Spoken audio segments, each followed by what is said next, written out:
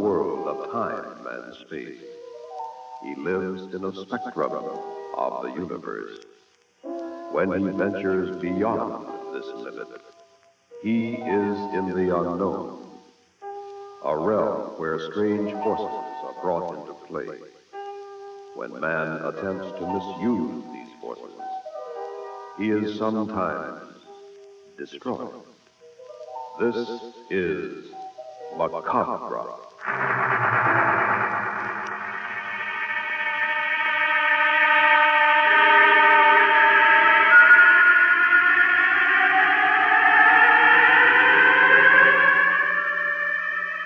The Far East Network presents, in special performance, Macabre.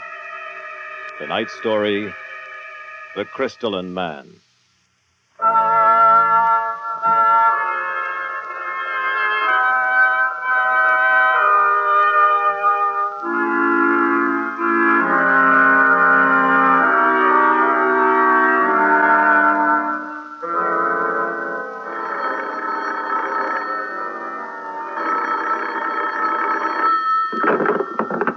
Hello? Hello. Is this Dr. Vega? Yes? This is Thomas Paine of the National Museum. I'm calling for Professor Abernathy. We've been trying to reach you for a week. I've been out of town. Go on. It's about the expedition to the glacier. Oh, what? Have they returned? Well, yes. Unexpectedly. Did they find anything? Not exactly. You see, Professor Norden... Come. What about Professor Norden? He did not come back. What? The members of the expedition are meeting tonight at the museum. Can you attend? Certainly, Mr. Paine. What time? 8 o'clock. And may I ask you, sir, not to fail us? Of course I won't. But what's happened to Norden? At the moment, sir, I cannot say. We'll expect you then at 8 o'clock. What we have to report is of the utmost urgency.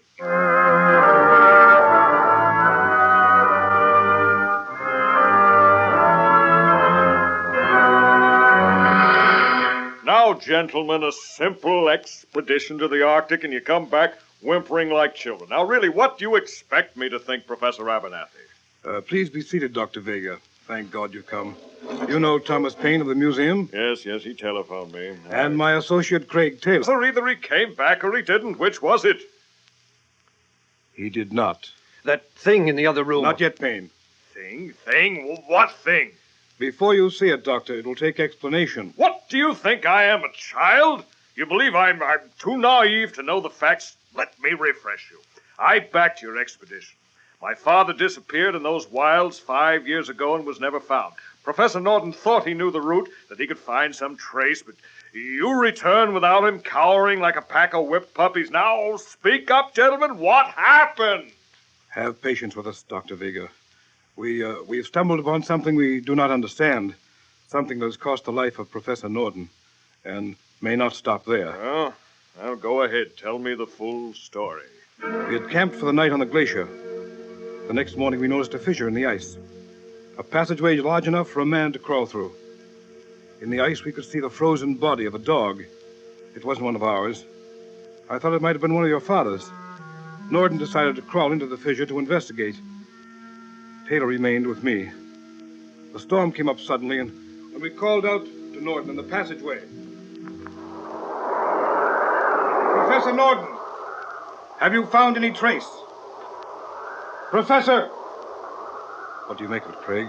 He's been in there 15 minutes. Do you think he's all right? I don't know. We haven't heard from him since he left us. With the storm blowing, a fissure isn't exactly a safe place to be. Danger of an avalanche. Better warn him. Professor Norden, there's a storm. Let's get out of here. No answer. Got a flashlight? It's dark in there. Yes. Come on, we better look for him. Fissure doesn't appear too old. No, perhaps only a few days old.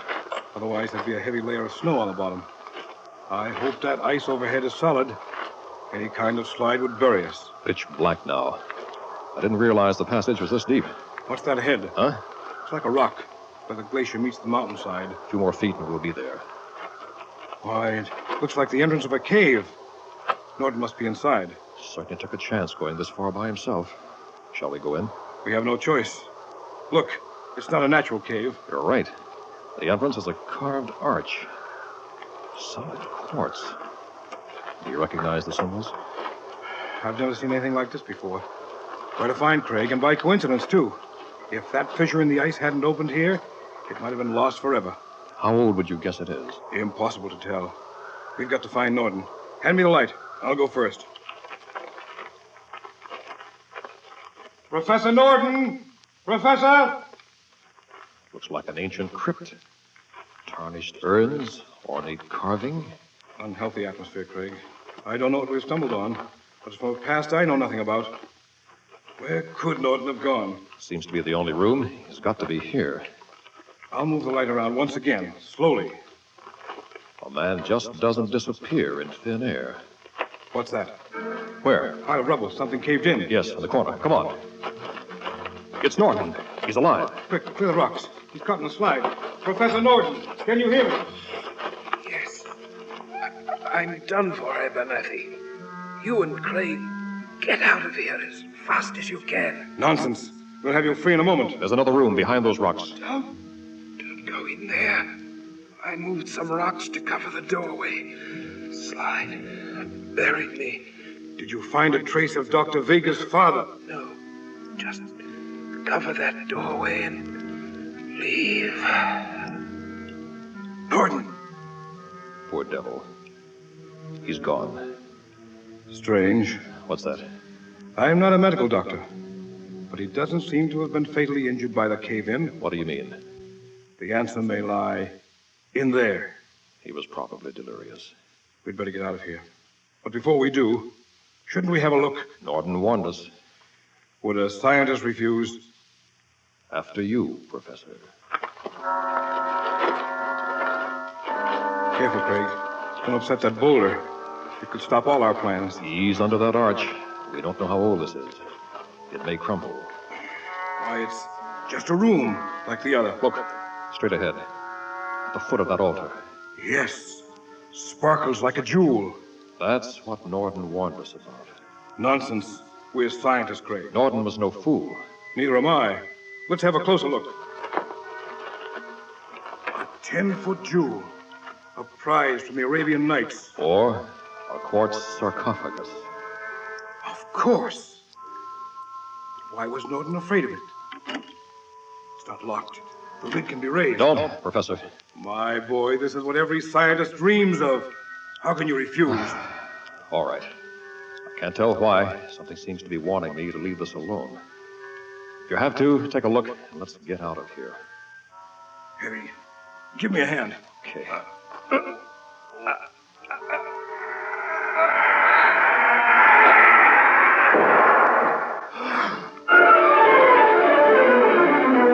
What was it? What did you find in the sarcophagus, Professor Abernathy? Will you follow us, please, Dr. Vega? Wait. It might be better to destroy it. Mr. Taylor, you can't do that. Yes, I know. The museum. You might remember we have financed your exploits for many years. There is some sort of obligation to us, don't you think? Pardon me. I'd forgotten the commercial aspects. The public has a right to see these remnants of mankind's past. Gentlemen, will you follow me, please? Frankly, we are at a loss to make it out. It is entirely beyond the range of my experience. In the center of the room, if you will. A quartz sarcophagus. Well, what are we waiting for? Open it. I hope we don't regret this. Help me, Craig.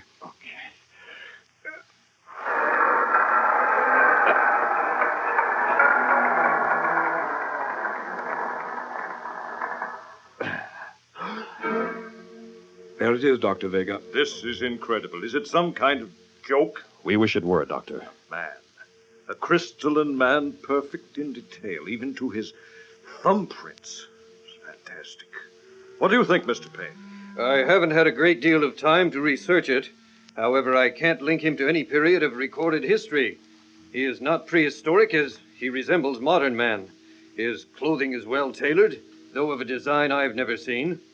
He looks 45, intelligent and scholarly. He doesn't have the appearance of death.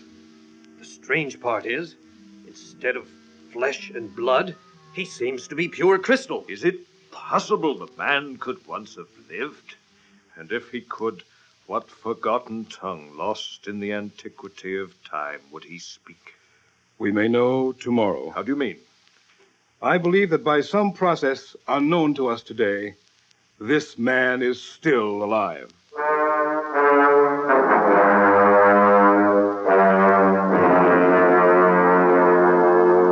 It's no use. We've tried everything. He is solid crystal. I was mistaken. He is perfect to the last blood vessel. Why should a man who is not flesh and blood need blood vessels? Shall we admit he is merely a sculptured statue? We don't seem able to prove otherwise, but I feel some obvious fact is escaping us. Wait. There is one further chance. He may be a silicon form of life. In that case, he should respond to electric shock, be recharged, so to speak. Let me connect these electrodes. Any sign of life will show in the form of a brain wave on the electroencephalogram.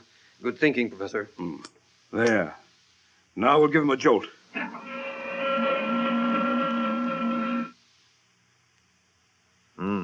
Nothing. Try it again.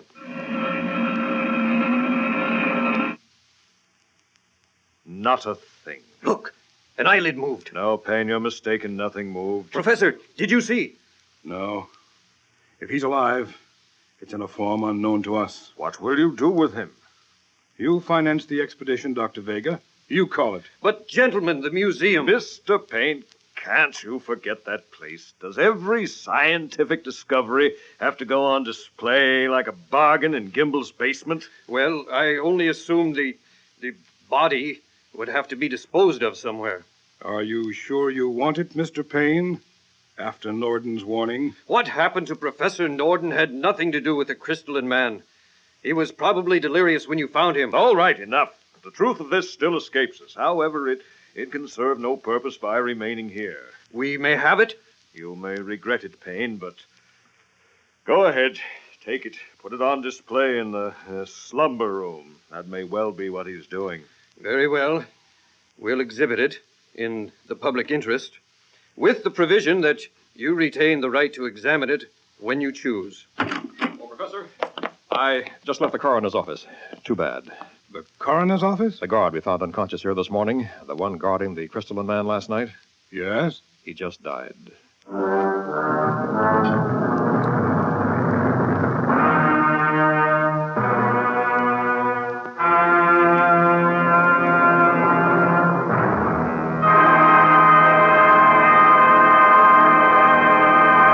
Act 2 of The Crystalline Man will be heard in a moment. But first, What causes traffic accidents? Weather conditions, road conditions, vehicle conditions. These all have some part in the total traffic picture, but it's the driver's own conditions, both mental and physical, that cause a great many of the accidents that you read and hear about day by day. You may find somewhere in the accident report that the driver in an accident was tired, angry, inattentive, or had been drinking. Harder to find in the report would be the driver's mental state at the time of the accident. In many cases, the driver didn't know, didn't think, or didn't care about the possibility of having an accident. How can he be made more aware of the danger he is causing to himself and everyone else? The National Safety Council suggests one good way is by an active community campaign against such thinking. And that's where you come in. Our community and our local safety organizations need your active support. Let's all accept our responsibility to join the fight for life and help save lives. and now, Act 2 of The Crystalline Man.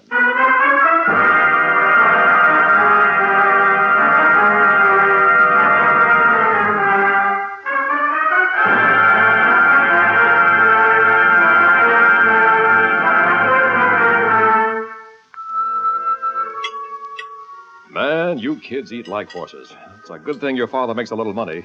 Takes it all just to feed you. Craig, now stop it. When you were their age, you had some life in you, too. There's plenty of life left in this old boy, Mary. Hey, Dad, when you quit laughing, can I ask you a question? Go ahead, Jimmy. Try me.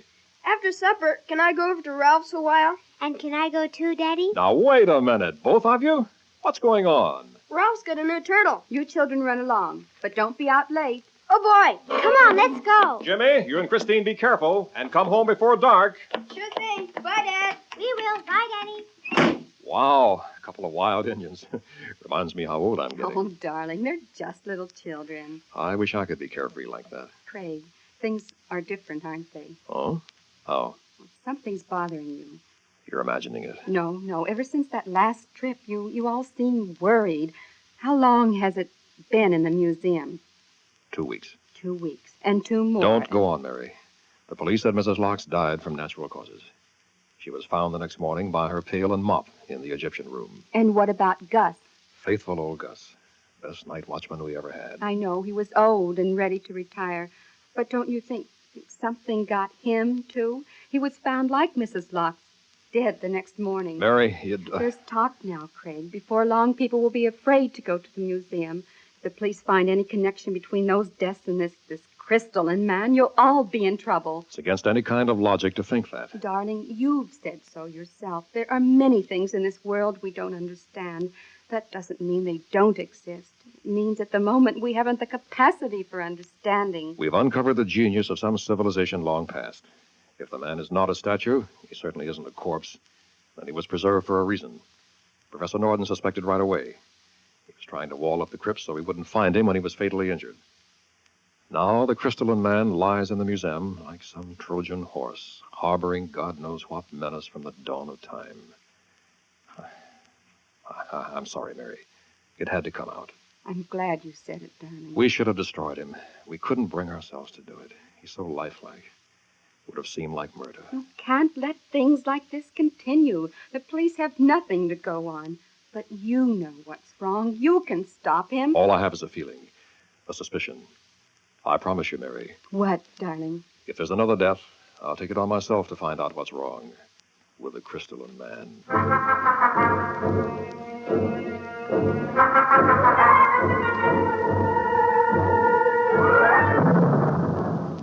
There's the night watchman. You want to ask him, Christine? No, you ask. Oh, all right. Mister, Eh? Museum's closed. You kids go away. I gotta ask you something. Run along now. Be dark soon. You ought to be home. Please, mister. We have to go inside. Oh, do you now? You tell him, Christine. Okay, Jimmy. We were here after school today. I left my homework in there. Museum's locked up. Come back tomorrow. Your books will be turned into the main office. You can pick 'em up then. But you don't understand. She has to study her homework tonight. Don't you see? Or I'll get a spanking. Do your parents know where you are? Gosh, no. They think we're at Ralph's seeing a turtle. We said that so I could get my homework. Please, mister. Well, you should be more careful. You don't want us to get spanked, do you? I'm not supposed to let anybody in. I might lose my job. Regulations, you know. It'll be a secret just between us. We won't tell anyone. Yeah, a secret. Okay. Just between us then. But remember, no tricks. Whisk in, pick up homework, whisk out. Just like that. Check? Check. Know where you left it, Christine? Yes, on a table by the dinosaur. It's pretty dark. Can you see your way? I think so. Be right back. What's your last name, son? Taylor. What? Your father's Craig Taylor? Sure. Professor Abernathy's associate. I knew it. Now I will be in trouble. Don't worry, we won't tell him. Some days you can't win. Christine, hurry up. Let me go in. I'll find her. Yes, good idea. Quick, get your sister. Hurry up, son. I don't want any trouble. Now I've done it. When the professor finds I've broken regulations, I'll be out of me job. That's funny. Those kids are taking a long time. Christine! Jimmy! Make it snappy! Hope nobody comes along the street and sees me here with this door open. Oh, goodbye, job. Hey, those two ought to be back. I don't hear us peep out of them. Getting too dark in there to make much out. Hey, Christine! Jimmy! Uh-oh. I don't like this. Hey there! You kids all right?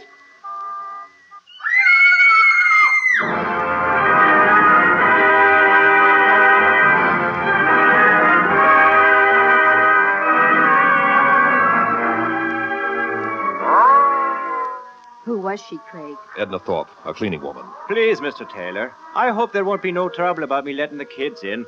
How did I know they'd find old Mrs. Thorpe dead? Natural causes again, Craig? Police coroner said heart attack. Christine, you're sure the dead woman was the only thing you saw? Yes, Daddy. I just found my homework when I saw her. Then Jimmy came in. We were too scared to move, Dad. Uh-huh. What are you going to do? Mary, you can see what we're facing here. Take the children home. I'll be along later. But, Craig, aren't you coming with us? No, I'm spending the night in the museum. It's time we learn the truth. Not alone, darling. That's too dangerous. The deaths occur only when there are no witnesses. The only way to find out is to bait the hook. I'll stay in there alone tonight. The killer may be tempted to strike again, and then we'll know.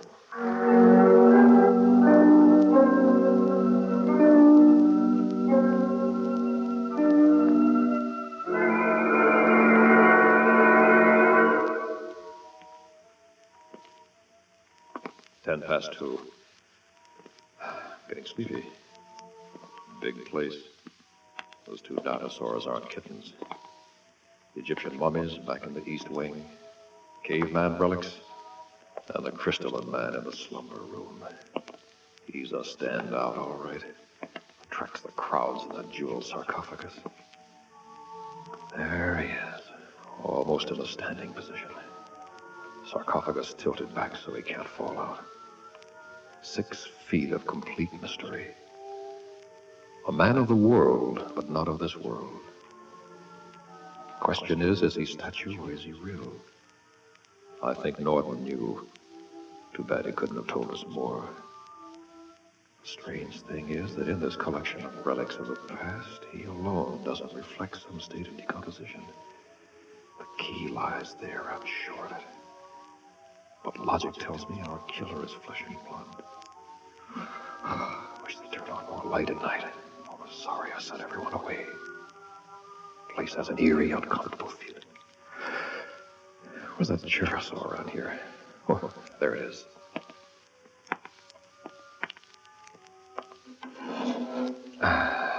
Feels good to sit down. I don't think it'll hurt to close my eyes for a moment. I've been over every inch of this place. Safe enough, I guess. Could be coincidence. Those people who died were all old, including Norton. Boy, I'm getting sleepy. Maybe a little cat nap wouldn't hurt. Just a little one. Hardly hold my eyes open.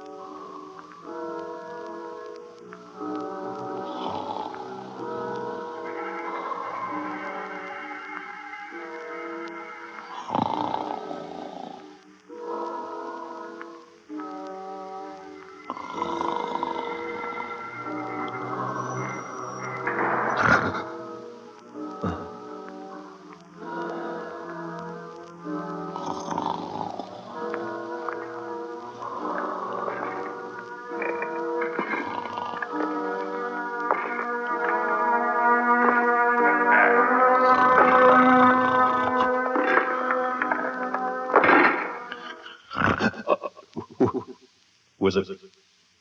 Shadow standing over me. How could anyone have come? Can't see in the dark. Something is going to hit me, but... Stop! Who are you? Beyond thy capacity to understand. Crystalline Man. When I touch thee, breathe deeply savage, and thou wilt be gone. Wait! Then you are alive. Since the beginning of time. How old are you? Perhaps 1,000,000 of thy years. But modern man doesn't go back that far. If time be curved, thou might say, I am old enough to be from the future. Who are you? Loa, a man of science, flesh and blood as thou, until the change. Change? I made the transition to silicon crystal, a higher form of life, free from disease, free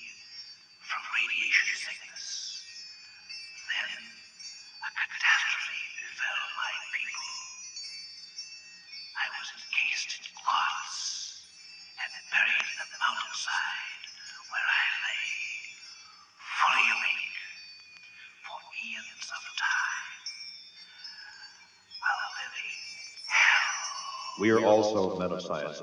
Perhaps we could get together. Savage. Barbarians. We are eternally apart. Why haven't you risen before? This form of life is like a battery. It must be charged. I see. With the life force of others. Thou speakest well, Savage. So that's what Norton knew. Revive him and there'd be no stopping him.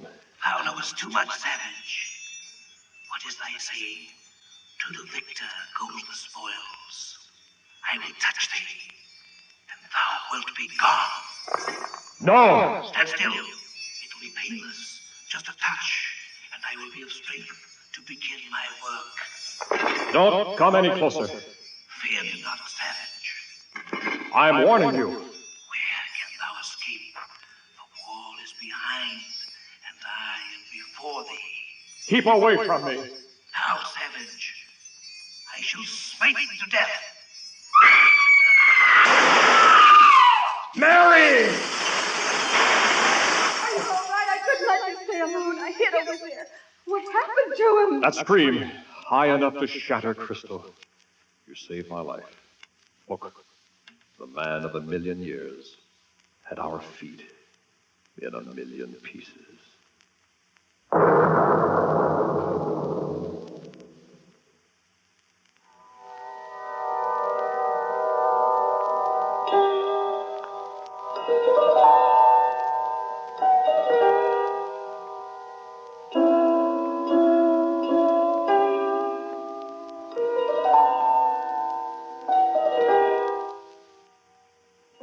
Just heard Macabre, a special Far East Network presentation.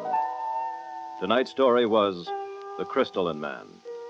In our cast were John Buey, Milton Radmilovich, Walt Sheldon, Army PFC Alan Frank, William Verdier, Mitzi Hennessey, Christine Verdier, James Sheldon, Air Force Sergeant Al LePage. Associate Director was Carolyn Johnston.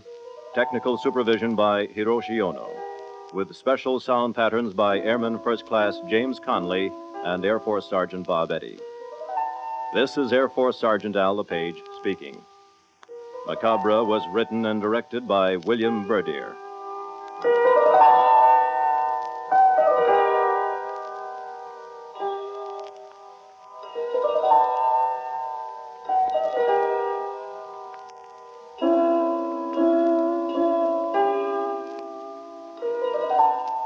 Macabre comes to you each week at this time through the worldwide facilities of the United States Armed Forces Radio and Television Service.